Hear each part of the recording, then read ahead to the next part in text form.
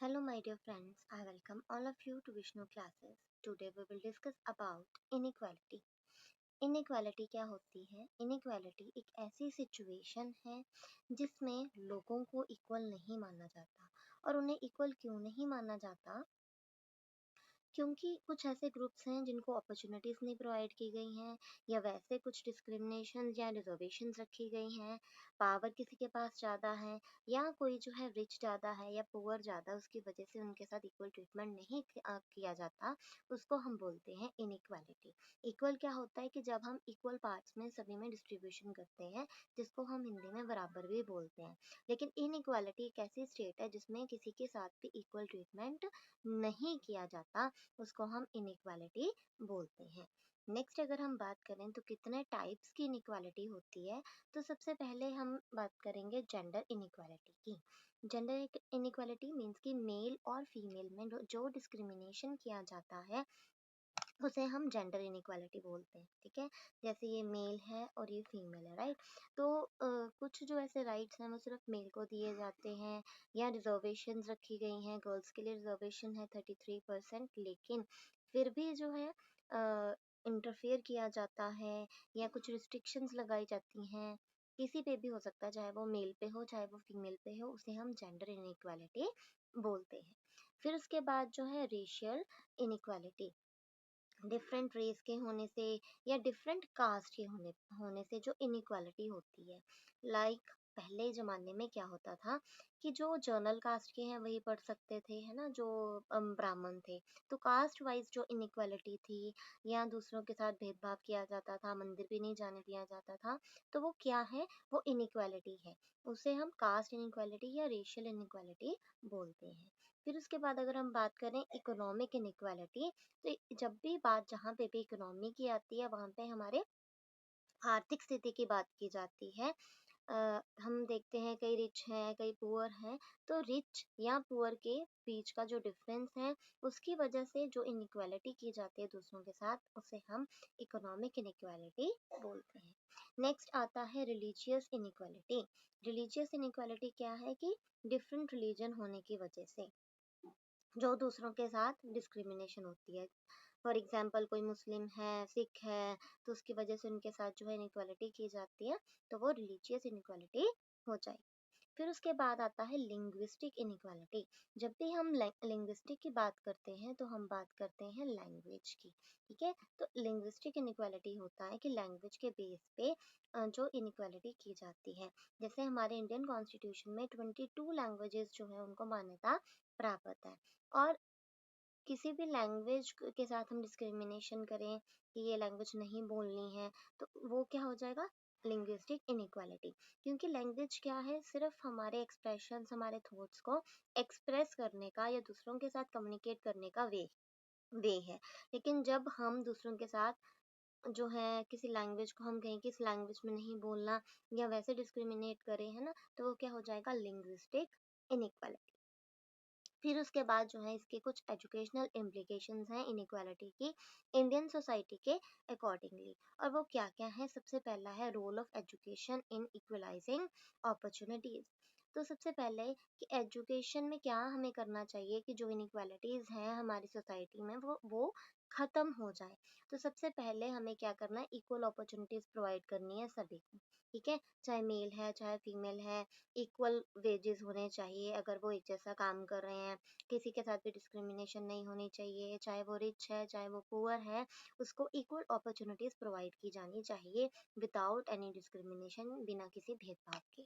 फिर उसके बाद अगर हम बात करें लैक ऑफ एजुकेशनल फैसिलिटीज, अब इतनी फैसिलिटीज ही नहीं प्रोवाइड की जा रही, तो इन जो फैसिलिटीज हैं डिफरेंट डिफरेंट, जैसे टेक्नोलॉजी बढ़ रही है, क्या क्या हो सकता है ना, तो वो सब जो है लोगों को और एजुकेट किया जाए, अवेयर किया जाए, और वैसी फैसिलिटीज जो है वो प्रोवाइड की जाए। क्योंकि इंडिया जो है वो यूनिटी इन डिवर्सिटी है। चाहे इनइक्वालिटी पाई जाती है, लेकिन हम उन इनइक्वालिटीज को खत्म कर सकते हैं by provide various educational facilities to जो है इंडियन सोसाइटी। नेक्स्ट अगर हम बात करें तो सबसे पहला, यहाँ हम सबसे ध्यान जो है बहुत ज़्यादा कारण बोल सकते हैं पॉवर्टी। गरीबी की वजह से भी जो है इनइक्वालिटी बहुत ज़्यादा बढ़ रही है। तो उसी तरह से हमें पॉवर्टी को ख़त्म करने के लिए, गरीबी को ख़त्म करने के लिए जो है काम करना चाहिए। और कैसे ख़त्म होगी? जब लोग जो हैं वो अवेयर होंगे, ज़्यादा जागरूक होंगे, तो उससे जो है पॉवर्टी भी ख़त्म होगी धीरे-धीरे। नो डाउट इससे ही नहीं ख़त्म होगी, लेकिन हमारे गवर्नमेंट को भी ऐसे मेजर्स अपनाने चाहिए जिससे जो गरीबी है वो ख़त्म हो सके। फिर उसके बाद जो है differences in the standard of education. जो एजुकेशन के स्टैंडर्ड्स हैं उनमें भी जो है डिफरेंसेस पाए जाते हैं, तो उस डिफरेंस को ख़त्म करके एक एजुकेशन प्रोवाइड की जानी चाहिए। जैसे हम बोलते हैं ना कि पीएसईबी की स्टडी है, एनसीईआरटी है, आईसीएसई है, तो ऐसे स्टैंडर्ड्स को ख़त्म करके एक कॉमन स्टैंडर्ड बनाना बनाना चाहिए। और उसमें जो है मोस्टली बच्चों को अवेयर करने के लिए जो है एजुकेशन प्रोवाइड की जानी चाहिए। नेक्स्ट है डिफरेंसेस इन होम इन्वायरमेंट। ठीक है, होम इन्वायरमेंट में भी जो है बच्चों को डिफरेंसेस देखने को मिलते हैं, इस वजह से भी इनइक्वालिटी हो सकती है। तो ऐसे इन्वायरमेंट को ख़त्म करने के लिए हम पेरेंट्स एजुकेशन कैंप्स लगा सकते हैं, है ना?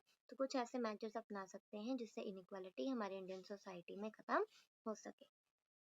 फिर उसके बाद है डिस्पैरिटी। डिस्पैरिटी का मतलब होता है डिफरेंसेस ही। ठीक है, तो डिफरेंसेस हैं जो एडवांस्ड क्लासेस में और बैकवर्ड क्लासेस में वो ख़त्म किए जाए। मीन्स कि एक ही मेजर जो है अपनाया जाए, एक ही स्टैंडर्ड अपनाया जाए। अगर एडवांस चल रहा है तो सभी बच्चों को एडवांस्ड क्लासेस से ही पढ़ाया जाए, बैकवर्ड क्लासेस से ना पढ़ाया जाए। तो उससे जो है बच्चा ज़्यादा अवेयर नहीं हो पाएगा अगर कुछ बच्चों को एडवांस क्लासेस से पढ़ाएंगे और कुछ बच्चों को जो है बैकवर्ड क्लासेस से पढ़ाएंगे। नेक्स्ट हम बात करते हैं high cost of private education. अब जो प्राइवेट एजुकेशंस हैं उसकी बहुत ज़्यादा फीस जो है वो हाई है, तो इस वजह से कुछ ऐसे मेजर्स अपनाने चाहिए जिससे जो है एजुकेशन की जो है इक्वल फी रखी जाए सभी के लिए, चाहे वो रिच है चाहे पुअर है, सभी स्कूल्स के लिए एक स्टैंडर्ड बनाया जाए और एक जैसी फीस रखी जाए। और प्राइवेट एजुकेशन में जो हाई कॉस्ट है उसको भी कम किया जाए ताकि बाकी बच्चे भी जो है पढ़ सकें। ठीक है, नेक्स्ट अगर हम बात करें तो government efforts to remove the disparities. अब मैंने अब आपको बोला कि पॉवर्टी खत्म होनी चाहिए, लेकिन मैंने ये भी बोला कि सिर्फ हम जो है वो पॉवर्टी को रिमूव नहीं कर सकते। कौन रिमूव करेगा? हमारी गवर्नमेंट। उसके जो है कुछ ऐसे मेजर्स और ऐसे स्टैंडर्ड्स होने चाहिए जिससे डिस्पैरिटीज या जो डिफरेंसेस पाए जाते हैं वो सारे खत्म हो जाए। तो इसीलिए गवर्नमेंट जो है उसको ऐसे एफर्ट्स जो हैं वो लगाने चाहिए जिससे डिस्पैरिटीज जो है वो डिफरेंसेस जो है वो खत्म हो सके। फिर उसके बाद जो है reducing inequality of opportunity in education, कि जो भी सुविधाएं प्रोवाइड की जा रही हैं या इनइक्वालिटी चल रही है उसको क्या किया जाए? खत्म किया जाए एजुकेशन में। फिर उसके बाद है removing adult illiteracy. Adult education अगर आपने वर्ड सुना हो तो एडल्ट एजुकेशन वर्ड आया था कि हमें एडल्ट्स को भी एजुकेट किया करना चाहिए। और फिर उसके बाद एडल्ट एजुकेशन जो है वो चेंज होके लाइफ लॉन्ग लर्निंग में जो है वो चेंज हो गया था। इसीलिए बात की जाती है कि अगर हमें इनइक्वालिटीज़ को ख़त्म करना है तो हमें सबसे पहले क्या करना है? एडल्ट इलिटरेसी को ख़त्म करना है। जो एडल्ट्स जो हैं वो इलिटरेट हैं, पढ़े लिखे नहीं हैं, उनको भी पढ़ाना है, अवेयर करना है, क्योंकि पढ़ने की कोई एज नहीं होती। इसी वजह से हम बोलते हैं लाइफ लॉन्ग लर्निंग। ठीक है, हम सभी क्या हैं? लाइफ लॉन्ग लर्नर्स हैं। फिर उसके बाद जो है एलिमेंट्री एजुकेशन को जो है कंपलसरी करना चाहिए। हमारे गवर्नमेंट ऑफ इंडिया ने 6 टू 14 ईयर्स ऑफ एज तक फ्री एंड कंपलसरी एजुकेशन की बात भी की गई है, क्योंकि जितने ज़्यादा बच्चे जो है अवेयर होंगे उतने ही ऐसी प्रॉब्लम्स लाइक डिफरेंसेस जो पाए जाते हैं, इनइक्वालिटी ट्रीटमेंट्स हैं, वो सभी खत्म हो पाएंगे। नेक्स्ट है कि कुछ ऐसी फैसिलिटीज़ जो हैं वो दी जाएँ गर्ल्स को ताकि उनके साथ भी डिस्क्रिमिनेशन ना हो, उनको भी एजुकेशन दी जाए, है ना? क्योंकि पहले ज़माने में जो है पहले टाइम पीरियड में जो है वो गर्ल्स को पढ़ाया नहीं जाता था, है ना? तो इसीलिए गर्ल्स के लिए या ऐसी मिनॉरिटीज़ के लिए जो है कुछ स्पेशल फैसिलिटीज़ प्रोवाइड की जाए ताकि वो भी अवेयर हो सकें। फिर उसके बाद जो है अर्न व्हाइल लर्न फैसिलिटीज़ होनी चाहिए कि बच्चा पढ़ भी रहा है और बच्चा जो है वो लर्न भी कर रहा है। कुछ ऐसी फैसिलिटीज़ जो है प्रोवाइड की जानी चाहिए। सो आज हमने जो है इनइक्वालिटी के बारे में जानना है। So hope you like this. Please like, subscribe and share this channel for more and more videos. Thank you.